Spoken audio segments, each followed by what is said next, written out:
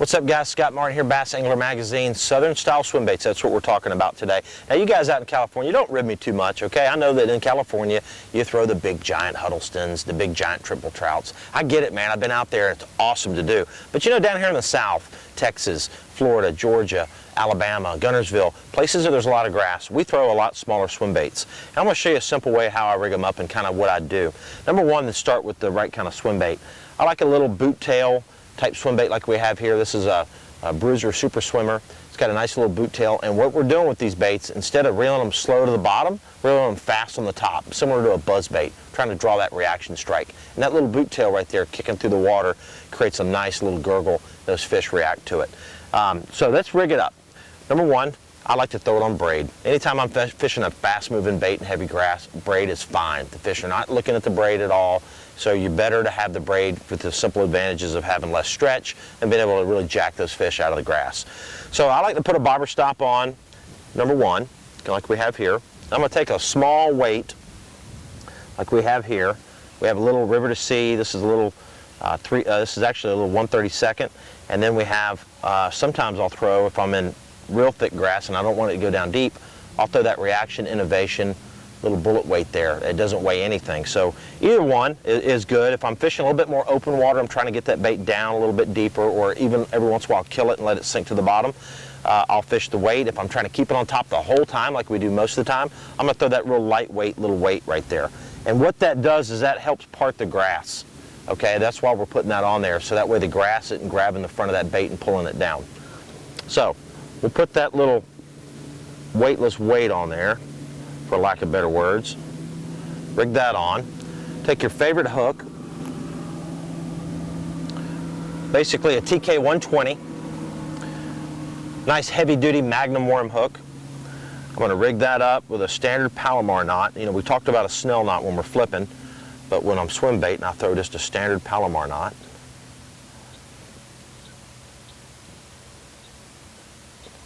Clip that excess off. So again, what you have here, have it like that, okay? Then I'm going to take your favorite little swim bait, again like this little Bruiser Super Swimmer, and rig it standard Texas rig. You want to go right in the nose of the bait, push it all the way into the first bend of the hook, then come out dead center, okay, dead center of the chin of that bait, push it up above the bend of this offset hook, cover your knot, give you a little room up there so you can screw that in. That's a nice little feature that that Reaction has. And basically just choke up on your bait and rig it weedless. Very straight and very weedless. A lot of times I'll take a couple turns on this little weight here, slide that down in case it comes off, and that is my simple Southern style swim bait. Again, Okeechobee, Guntersville, Fork, any of these lakes that have grass, you're not going to throw those big giant treble hook baits or big open hook baits. You want weedless like we have here.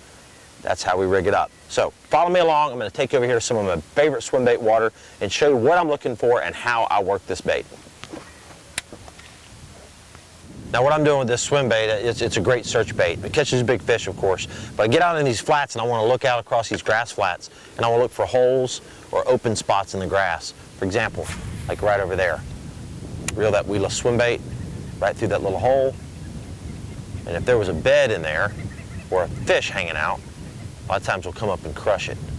And so that's all I'm doing. I'm just getting out here making long casts with this swim bait. It's weedless, so it comes through this stuff pretty good. And just covering water, looking for movement the whole time. I want to see a fish wave up on it. I want to see the grass kind of kick or move.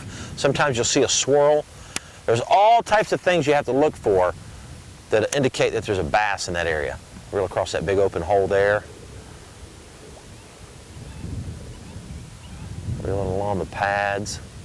A lot of times these little pads like this are a great spot for those bigger fish to hang out too.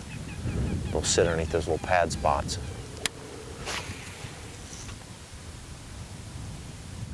When you're out here in these grass flats, another good tip for you is to try to work with the wind. I like to let the wind push me along these grass flats. If it's a little windy, I'll let the boat push. That way I'm not on the trolling motor so much, making a lot of noise. If I do have to fish into the wind, I'll try to only hit the trolling motor as little as possible, but only when I'm in these open stretches. I try to let the boat drift back in these open pockets and then trolling motor around. Don't just make so much noise. You get on these shallow grass flats, you'll scare a lot of fish if you're just constantly on the trolling motor. Keep that down to a minimum, and again, if you get a chance like we are today, let the wind just kind of push you along. You know, down here in the south, these fish are on a different kind of timetable, especially down here at Lake Okeechobee. Believe it or not, our fish start spawning in the fall. You know, the farther south you go in the country, the earlier the spawn is, but we actually start seeing fish on the beds in October. And November's a pretty good month, December's even better. Of course, January, February, March, we have a long spawn, about a 6-month spawn. But, you know, you take a swim bait like this, and it's really a year-round deal. I mean, you know, we're talking about fall fishing, talking about spawning, talking about fall feed, but you can catch a fish on this type of swim bait all year long, summer, winter, spring, or fall, down here in the south like this. You pick the right day where the water temperatures aren't too cold, and that's what you want to look for. When you're fishing swim baits on the surface, I like water temperature that's above 68 degrees. Anything 68 or below, I start getting a little bit iffy if the fish is going to actually come up and commit to biting that bait. You get up in the 70s, low 70s, here in the fall in the south, that's magic swim bait time for sure. My retrieve when I'm throwing the swim bait in this grass is pretty quick. I keep my rod tip at about 9 o'clock, 10 o'clock position, sometimes straight at 9. I don't want to have my rod tip way up in the air. And one of the things that you want to do that'll help you catch a lot more fish is when you make these long casts with these swim baits in the grass, like that, occasionally you're going to get hung up a little bit. Don't, as you start to get hung up, don't jerk the rod like this and pull the swim bait that way out from getting hung up. What it does is it jumps your swim bait out of the water and then gets wrapped around more grass and then pops the hook out and you're hung up even more. What I do is I'm reeling that swim bait along, keep my rod tip sort of pointed at the bait, and as my bait gets slightly hung up in the grass, I use the reel to power it through, and you'll be surprised at how many times your bait will start to bog up and you power it through with the reel and it'll pop free wherever it was getting bogged up on, and it's back to running true in the water again. Again, don't lift up on it and jerk on it. Use the reel to power it through. Now, when you do finally get hung up real bad, you got to pull it out. But as far as the retrieve goes, you cast it out, keep your rod tip 9, 10 o'clock, pointed straight at the bait, and as it starts to, again, bog up like right there, just reel it through. Don't jerk your rod. You know, when you're fishing swim baits, like we are here, making long casts over these grass beds, you need to have, again, the right rod set up. And what I prefer is I like a long rod, 7.5 foot or even a 7/11. What I have here is a 7.5 foot heavy action flipping stick. It's a Kuma Signature Series rod, awesome. Personally designed all of these rods for a lot of these specifications. And what you want is you want a lot of backbone, okay? A lot of backbone, but you want a little bit of tip. That little bit of tip allows you to really cast that swim bait accurately out across these grass flats. If you had a broomstick of a rod, it's kind of hard to cast. So I like a rod like this one here, a lot of backbone, but yet a little bit of a tip out there on the end of it.